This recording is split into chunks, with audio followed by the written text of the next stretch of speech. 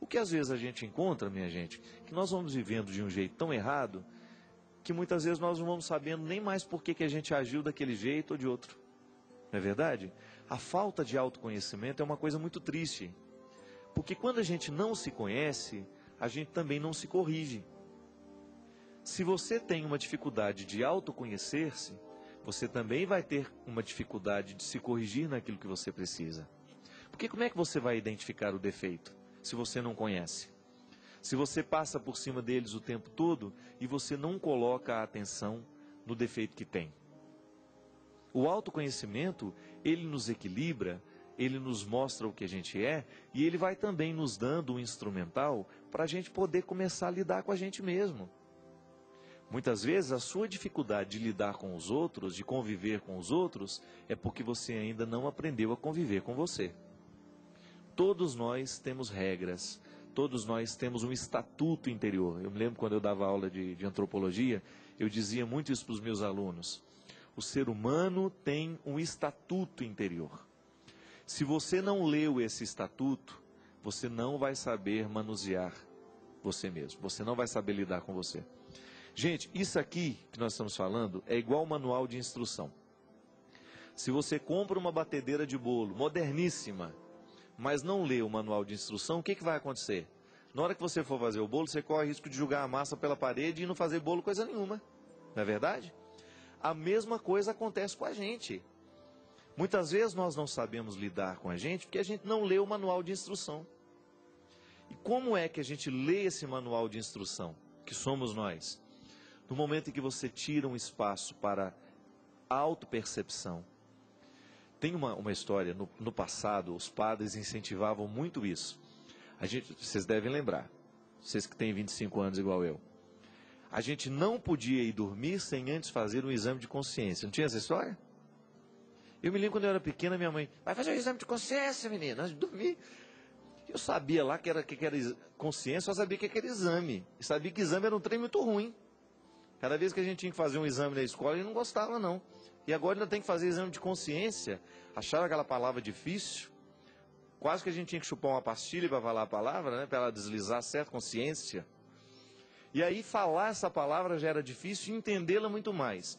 Até o dia em que minha mãe ensinou que a consciência, ela usou um termo muito simples, é uma voz de Deus dentro de nós, nos dizendo o que é certo e o que é errado. Ler o manual de instrução que você tem, também significa isso. De você nunca ir dormir sem ter pensado nas atitudes, sobretudo aquelas que foram mais relevantes. Também não vai ficar, como é que eu bati o portão da casa? Não, não é isso também não. Você pensar tudo aquilo que foi relevante no seu dia, o encontro com aquela pessoa, a conversa que você teve com ela, a decisão que você tomou, como é que você reagiu a uma crítica, como é que você reagiu àquela piada que te chateou, enfim. Tudo isso que você examina antes de dormir é um jeito que você tem de se autoconhecer. É um jeito que você tem de acender luzes sobre a sua vida. De você começar a descobrir, será que hoje eu fui o ser humano que eu poderia ter sido? Eu pessoalmente, minha gente, fico muito preocupado com isso. Eu tenho muito medo de não ser o ser humano que eu posso. Eu tenho muitos defeitos e eu sei quais são eles, eu sei quais são os piores. Qual que é o meu esforço todos os dias? Não deixar que os meus maiores defeitos prevaleçam sobre as minhas pobres qualidades. É um esforço. Porque as minhas qualidades são muito pobres perto dos meus defeitos. Mas onde é que está o meu autoconhecimento? Em não deixar que os meus defeitos falem mais alto que as minhas qualidades. Como é que eu vou viver para fazer com que esses defeitos não sejam prevalentes? Que eles não prevaleçam sobre as minhas qualidades? No momento em que eu vou fazer o meu exame de consciência, a minha autoanálise, enfim, dê o nome que você quiser. Se eu percebi que hoje eu fui agressivo demais, se hoje eu fui mal educado, eu vou colocar a minha atenção para que amanhã, quando eu viver uma situação semelhante, eu não haja da mesma forma como agi hoje. Aí sim você está lendo o seu manual de instruções, porque você começa a lidar com você. Como é que você vai neutralizar a sua raiva? Meu Deus, padre, eu não posso nem olhar para a cara daquela criatura. Eu também tenho gente assim. nunca me fez nada. Mas eu olho para aquela criatura e eu tenho um mal-estar. O que eu vou fazer? Vou fingir que não sinto? Não, só que eu vou assumir isso para mim e vou fazer um exercício. Já que ela me provoca mal-estar, eu não vou permitir que esse mal-estar prevaleça. Então eu vou fazer o meu esforço para chegar próximo, para ver que ela não é esse bicho de 7 cabeças que eu acho que ela é. Vou começar a tratá-la com simplicidade, com espontaneidade, e assim aquele bicho de 7 cabeças que eu acho que é o outro vai por terra.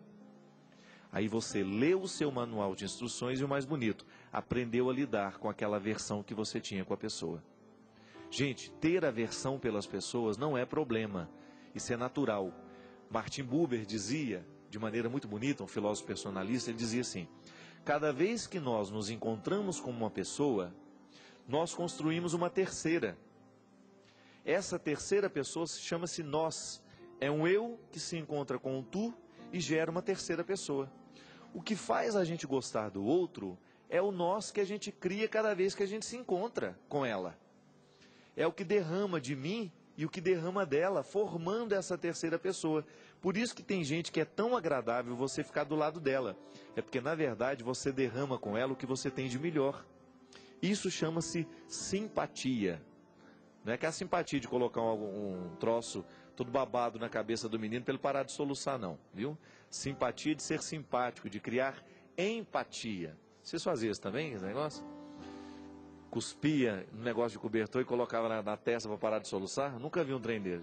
Nunca vi ciência para isso, mas em todos os casos fazia isso com a gente. A empatia é essa facilidade que a gente tem de querer o outro perto. Eu olho e gosto do que o outro me desperta no momento que ele me olha também.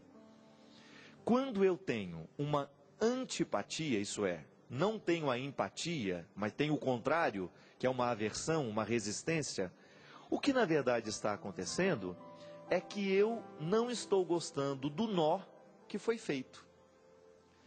Do encontro entre os dois laços, entre o eu e o tu, tem um nó que foi dado. Nós chamamos de nós. Eu, tu, nós. Não é verdade? Este nós que nasceu, a gente não gosta. Ah, não sei não, eu não gosto daquela pessoa não. O que você na verdade não gosta é o que ela faz derramar de você. Aí você quer se afastar dela porque você não gosta do que ela tira de você. Essas são as regras, minha gente. Essas são as regras que fazem com que a gente tenha a capacidade de conhecer a gente mesmo. Quando a gente começa a analisar essas coisas, a gente começa a prestar atenção nessas coisas, a gente começa a viver com mais qualidade. Hoje, por exemplo, amanhã, hoje, sei lá, você vai se encontrar com aquelas pessoas que lhe causam antipatia. Você já vai se lembrar. O que você não gosta naquela pessoa? É o que ela desperta em você. É o nós que nasce do encontro com ela. Mas isso pode ser modificado.